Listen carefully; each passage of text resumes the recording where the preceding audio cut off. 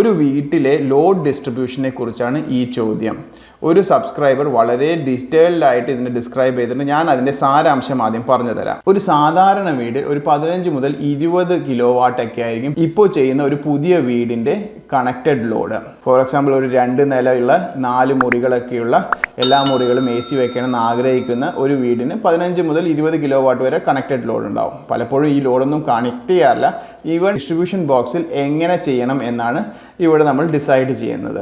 ആദ്യം തന്നെ സബ്സ്ക്രൈബർ ചോദിച്ചിരിക്കുന്നത്, പല വീടുകളിലും ഇത്തരം AC-യും അങ്ങനെ കുറേ പവർ സോക്കറ്റൊക്കെ കാണിച്ചിട്ടുണ്ടെങ്കിലും പ്രധാനമായും മാക്സിമം ഒരു ആവറേജ് കൺസെപ്ഷൻ യൂസ് ചെയ്യുന്നത് ഒരു 2 മുതൽ 3 യൂണിറ്റ് അല്ലെങ്കിൽ 5 യൂണിറ്റ് വരെ പരമാവധി ആയിരിക്കും ഒരു സമയത്ത് യൂസ് ചെയ്യുന്നുണ്ടാവുക. അപ്പോൾ ഇങ്ങനെയുള്ള ലോഡ് എങ്ങനെ ഡിസ്ട്രിബ്യൂട്ട് ചെയ്യാം? കണക്റ്റഡ് ലോഡ് ഓരോ ഫേസിലും ഈക്വൽ ആയിട്ട് സെറ്റ് ചെയ്യണോ, അല്ലെങ്കിൽ നമ്മൾ കൂടുതൽ പ്രായോഗിക വശം നോക്കിക്കൊണ്ട് ലോഡുകൾ ബാലൻസ് ചെയ്യണോ എന്നതിനെ കുറിച്ചാണ് ഈ വീഡിയോയിൽ ഡീറ്റെയിൽ ആയിട്ട് ഡിസ്കസ് ചെയ്യാൻ പോകുന്നത്. ഇത്തരം സംശയങ്ങൾ നിങ്ങൾക്കുണ്ടെങ്കിൽ താഴെയുള്ള കമൻറ്റ് ബോക്സിൽ രേഖപ്പെടുത്തുക.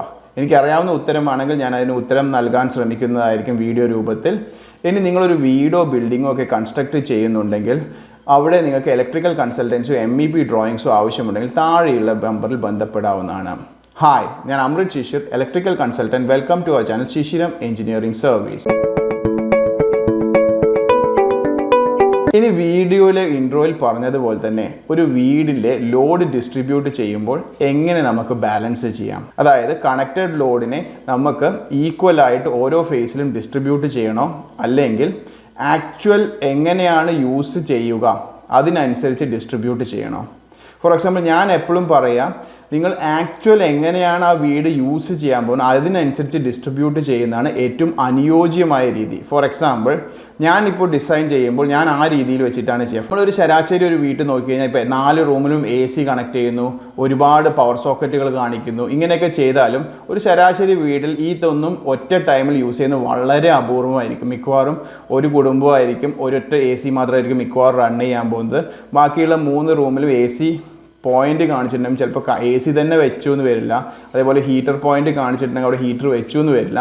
അങ്ങനെയൊക്കെ വരുമ്പോൾ എങ്ങനെ ഈ ലോഡ് ഡിസ്ട്രിബ്യൂട്ട് ചെയ്യണം? നമ്മൾ പരമാവധി നോക്കേണ്ടത് അറ്റ് എ ടൈം ഏതൊക്കെ ലോഡുകളായിരിക്കും കൂടുതൽ യൂസ് ചെയ്യുക. ഫോർ എക്സാമ്പിൾ, മോർണിംഗ് ടൈമിലും നമ്മൾ കൂടുതലും കിച്ചൺ ലോഡായിരിക്കും കൂടുതൽ യൂസ് ചെയ്യുക. കൂടെ കുറച്ച് ഇൻവേർട്ടർ ലോഡുകളായ ലൈറ്റുകളും ഫാനുകളും TVയും മറ്റുമൊക്കെ.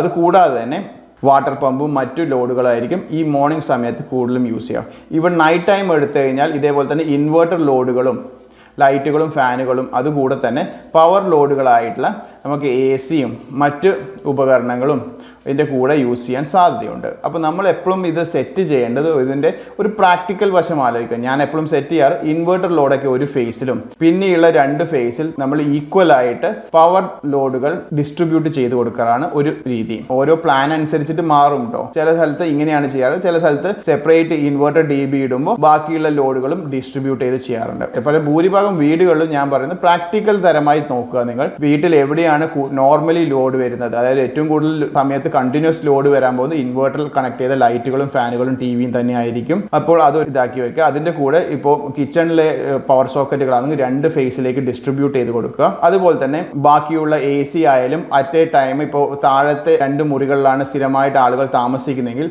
ആ 2 റൂമിലെ AC-യും ഹീറ്ററും 2 ഡിഫറെൻറ്റ് ഫേസിലേക്ക് തിരിച്ചു കൊടുക്കാൻ വേണ്ടി പ്രത്യേകം ശ്രദ്ധിക്കുക. ഇങ്ങനെയാണ് ലോഡ് ഡിസ്ട്രിബ്യൂഷൻ ചെയ്യേണ്ടത്. അല്ലാണ്ട് കണക്റ്റഡ് ലോഡ് നമ്മൾ എല്ലായിടത്തും ഈക്വലായി കണക്ട് ചെയ്തു എന്ന് പറഞ്ഞു കഴിഞ്ഞാൽ പ്രാക്ടിക്കൽ വശമായിട്ട് ഇത് ലോഡ് ബാലൻസ് ആവണമെന്ന് നിർബന്ധമില്ല. ഐ ഹോപ്പ് ഞാൻ പറഞ്ഞ കാര്യം വളരെ വ്യക്തമായി നിങ്ങൾക്ക് മനസ്സിലായി എന്ന് വിചാരിക്കുന്നു.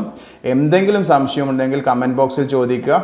ഷിഷിരം എഞ്ചിനീയറിംഗ് സർവീസ് നിങ്ങളുടെ പുതിയ വീടിൻ്റെയോ കൊമേഴ്ഷ്യൽ ബിൽഡിങ്ങിൻ്റെയോ അഥവാ ഫാക്ടറിയുടെയോ ഇലക്ട്രിക്കൽ ഡിസൈൻസും ലേഔട്ട് ഡ്രോയിങ്സും ചെയ്തു കൊടുക്കുന്നതാണ്. സിവിൽ ഡ്രോയിങ് നമുക്ക് അയച്ചു തന്നു കഴിഞ്ഞാൽ നിങ്ങളുടെ ആവശ്യങ്ങളും നമ്മളായിട്ട് ഡിസ്കസ് ചെയ്ത് കഴിഞ്ഞാൽ നിങ്ങൾക്ക് ഇലക്ട്രിക്കൽ ഡ്രോയിങ്സ്, പ്രത്യേകിച്ചും അതിൻ്റെ ലേഔട്ട് ഡ്രോയിങ്സ്, ലൈറ്റും ഫാനും അങ്ങനെയുള്ള സോക്കറ്റ്സും ഏത് പൊസിഷനിൽ വേണം എന്നുള്ള കാര്യം, അതേപോലെ തന്നെ അതിൻ്റെ കോൺഡ്യൂട്ട് പൈപ്പിൻ്റെ ലേഔട്ടും സർക്യൂട്ട് വയർസിൻ്റെ ലേഔട്ടും DB ഡിസൈൻസും, അതേപോലെ തന്നെ DBയിലെ സ്വിച്ച് ഗിയർ ഐറ്റംസും പ്രൊട്ടക്ഷൻ ഡിവൈസസുകളുടെയും സ്പെസിഫിക്കേഷനും സൈസും കൃത്യമായി മെൻഷൻ ചെയ്തിരിക്കുക. അതായത് ഇലക്ട്രിസിറ്റിയെയും ഇലക്ട്രിക്കൽ എക്യുപ്മെൻറ്റിനെയും ഇതിൽ മാറി വരുന്ന ടെക്നോളജിയെയും പറ്റി കൂടുതൽ അറിയാൻ ഈ ചാനൽ സബ്സ്ക്രൈബ് ചെയ്യുക. പുതിയ വീഡിയോയുമായി വീണ്ടും കാണും വരെ ഗുഡ് ബൈ.